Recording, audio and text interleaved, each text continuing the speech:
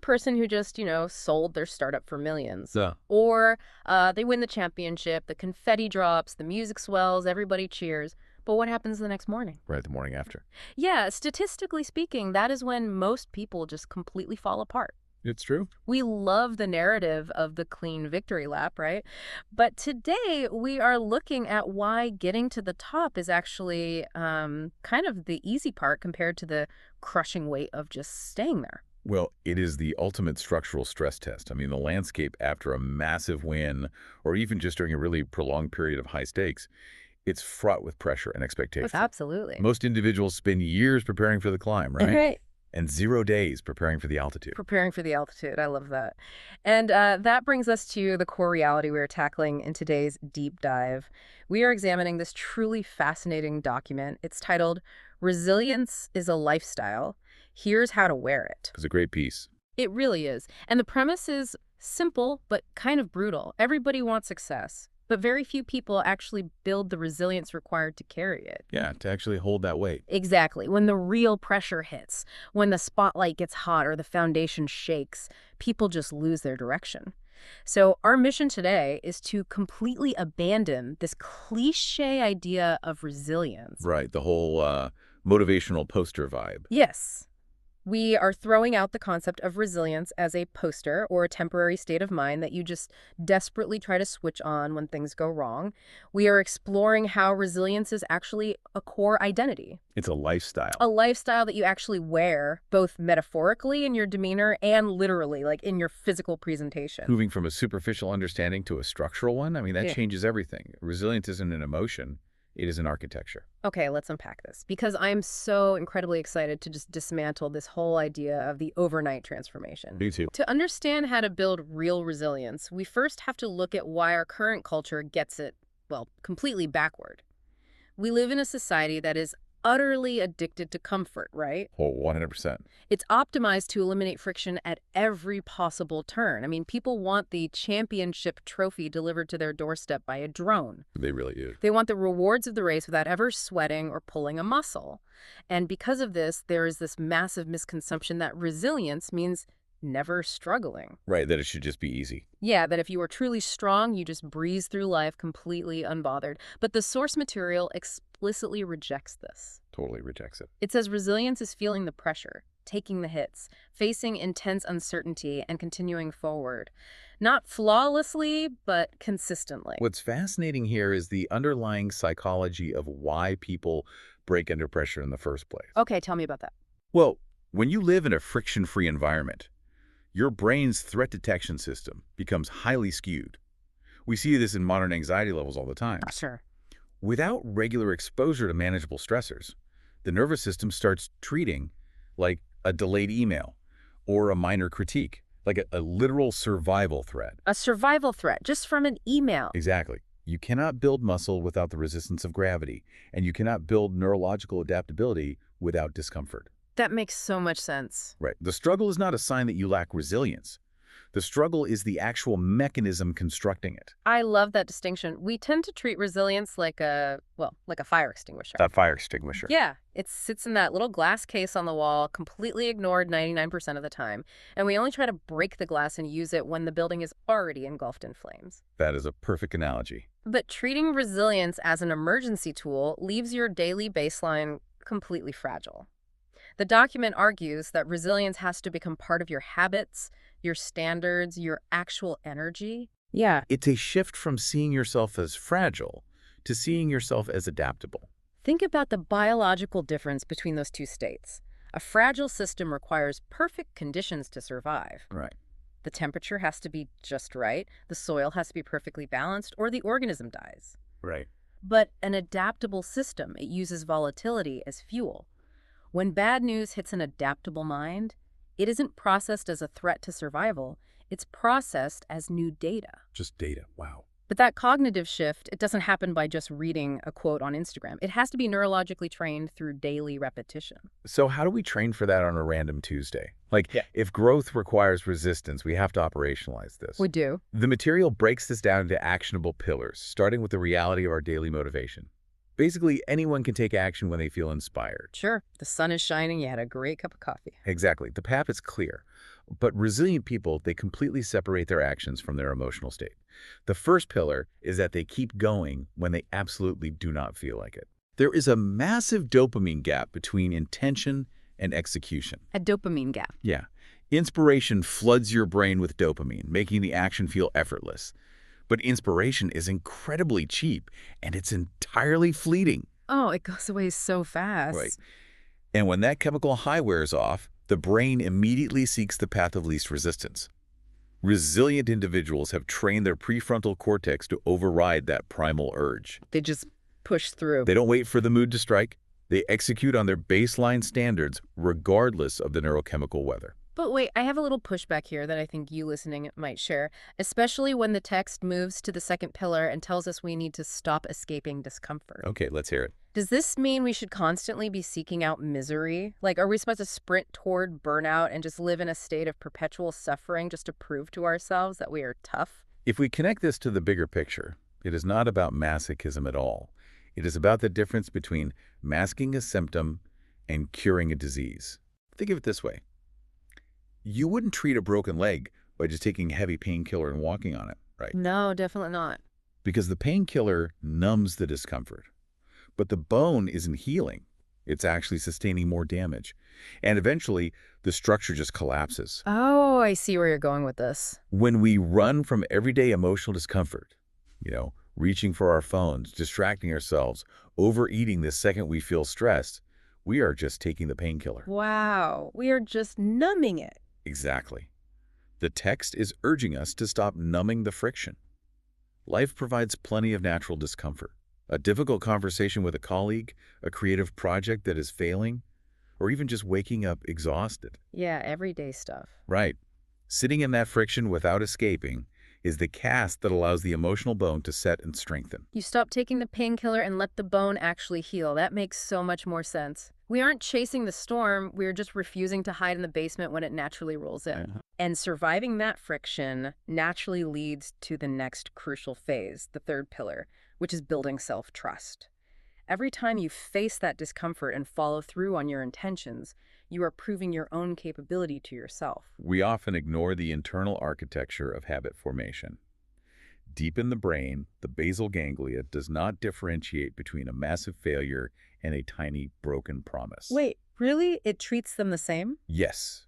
When you tell yourself you are going to wake up at 6 a.m. and you hit the snooze button, Yeah. you create a prediction error in your subconscious. A prediction error. You are literally training your brain that your word is unreliable data. You are eroding your own foundation. Just by hitting snooze, that is terrifying. It is. But on the flip side, keeping small, private promises, doing the difficult thing when no one is watching, it deposits undeniable evidence into your subconscious that you are capable. Building that baseline. Right. So when a massive crisis hits, you don't panic because you have a relentless track record of doing exactly what you said you would do. That internal trust is the anchor. But what's fascinating is how that internal state bleeds into our external world. This brings us to the fourth pillar. The material points out that intentional environments create intentional people. They absolutely do. The way you organize your workspace, your home, and even how you manage your immediate surroundings dramatically affects your cognitive load. Our brains are constantly scanning the environment to assess safety and order. A chaotic, disorganized physical space requires constant background processing. Like having too many tabs open on your browser. Exactly like that. It drains your cognitive bandwidth. By organizing your environment, you are externally manifesting the discipline you want to feel internally. You're setting the stage. You are reducing the friction required to execute your tasks. It is a feedback loop. A disciplined environment calms the mind, and a calm mind maintains the disciplined environment. That feedback loop is exactly why the fifth pillar, detaching from external validation, is so vital. If your environment is organized internally, you stop needing the crowd to organize it for you. So true. Resilient people build an internal identity. They don't depend on constant applause. If your sense of worth requires a steady stream of likes, compliments, or approval, you are entirely at the mercy of the crowd. You are outsourcing your dopamine regulation to strangers. Outsourcing your dopamine. Wow. Yeah, and the moment the applause stops, or worse, turns to criticism, your neurochemistry crashes and you just collapse. Right. The individuals who stand out during a crisis do so naturally, precisely because they aren't scanning the room to see if everyone approves of their actions. Because their motivation is intrinsic. Exactly. They remain disciplined during chaos without needing anyone to pat them on the back, which paradoxically makes their consistency incredibly noticeable. Okay, here's where it gets really interesting. Because we've established that controlling your environment and lowering that cognitive load affects your energy. Right. The source uses that to pivot into a concept you do not usually see in resilience literature. It's the actual aesthetics of strength. It explores how to literally wear resilience. This is the bridge between the psychological and the physical. It challenges the listener to consider the immediate tactile choices they make every morning. It argues that this isn't just about, the fabric in your closet. It is about embodiment. Resilient people wear discipline, clarity, and confidence in the way they walk into a room. Yes, their presence. But the document makes a very literal point grounded in modern style and intentional living. Your wardrobe should reflect your mentality. It should reflect your purpose and direction, not fleeting trends, not insecurity, and not confusion. It's deliberate. Right. Think of it like putting on a daily uniform or modern armor. When you put on intentional clothing, it physically cues your brain that it is time to be grounded and focused. It is a reflection of an earned self-respect. This raises an important question for you listening right now. What does your current physical presentation say about your internal baseline? Oh, that's a tough question to face. It is. And we are not talking about dressing to impress others. That violates the whole concept of detaching from external validation. Right, right. We are talking about the phenomenon known in psychology as enclosed cognition. The symbolic meaning of the clothes you wear actually alters your psychological processes. Wait, so the clothes literally change how your brain is firing? Yes. There are landmark studies demonstrating this. Really? Oh, yeah. When participants wear a white coat they believe belongs to a doctor, their attention to detail and cognitive focus significantly increases compared to when they wear the exact same coat but are told it belongs to a painter. Just based on what they think the coat means, that is wild. The brain associates the doctor's coat with precision and care, and the neural pathways literally adapt to match that symbolic meaning. So it's not just a metaphor. Not at all. So when the source material talks about wearing resilience, it is tapping into a neurobiological reality. If you dress in a way that feels sloppy, reactive, or completely devoid of intention, your brain adopts a reactive, unfocused cognitive state. Wow. When your physical presentation is disciplined, it reinforces the energy you carry. It reminds your own nervous system of who you are before you even encounter a stressor. It reminds you of who you are. It's not a performance for the world. It's a standard you are setting for your own subconscious. Exactly. You can feel that kind of resilience on a person before they even speak. Right. The material mentions that calm energy, the quiet consistency built through struggle. That energy is entirely different, and it has to be earned. It definitely does. You cannot fake it with an expensive designer label if the internal foundation, the self-trust, the ability to sit in discomfort, if all that is crumbling. The intentionality of the clothing merely amplifies the discipline that has already been forged in the dark.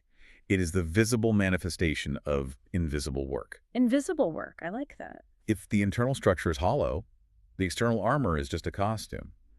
But when they are aligned, when the external presentation matches the internal adaptability, you become a deeply formidable presence. Which brings us to the ultimate reality check of this entire deep dive.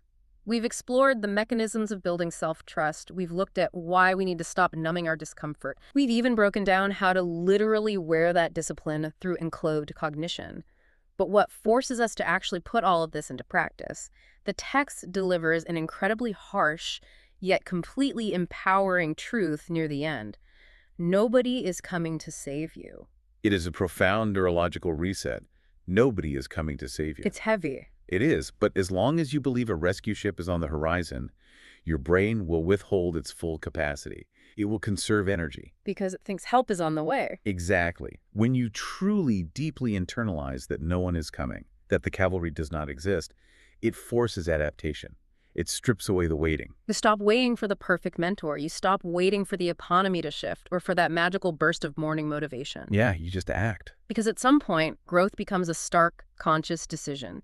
It is the decision to stay disciplined, stay grounded, keep moving, and keep building yourself, especially during the seasons when absolutely nothing is going your way. And that is the true definition of the lifestyle we are discussing today. Resilience is not loud. It doesn't need to announce itself. No, it doesn't. It is quietly, relentlessly consistent.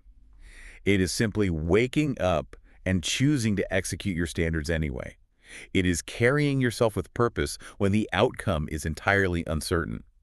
Becoming the someone who does not collapse when the structural stress test inevitably arrives. So what does this all mean? Why does this matter for you as you close out this deep dive and head back into your week? It's the big question. It matters because life will, without a shadow of a doubt, throw you into chaos. There will be massive setbacks, there will be public rejections, there will be seasons where the pressure feels entirely unmanageable. Inevitably. If you rely on comfort, if you rely on instant success, or if you treat resilience like a fire extinguisher behind glass, you will fold under that weight.